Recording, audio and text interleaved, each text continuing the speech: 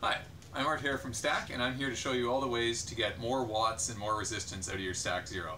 Because the STAC Zero is a bit of a different kind of trainer, it does require some unique approaches to getting more resistance out of it.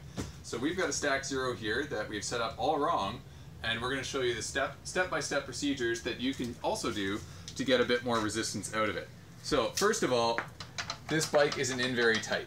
So even though the bike's there, it wobbles side to side, which means it's going to hit the magnets, and the magnets will need to be wider apart than they otherwise could be.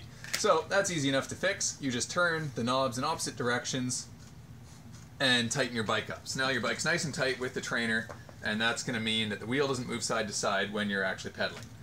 Next up, the radius of the magnets from your center is too small. So the magnets are too far inside, which means they're not near your brake track, which means they're not affecting much aluminum and not creating much resistance.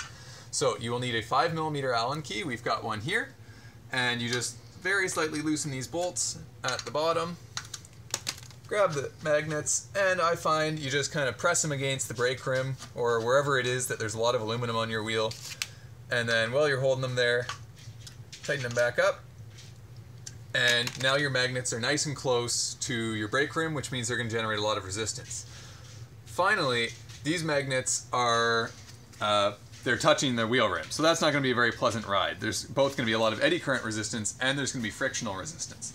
And frictional resistance is no good. So what you want to do is, this is my favorite trick for doing magnet spacing, is you just pull one about 1 centimeter away from the wheel, and then you push the other direction, and that'll push the other magnet off the wheel. And that gets you a nice evenly spaced set of magnets that are still very close to your rim.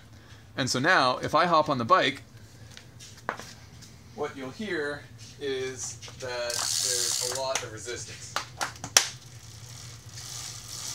So you can hear my wheels flowing right down on every pedal stroke.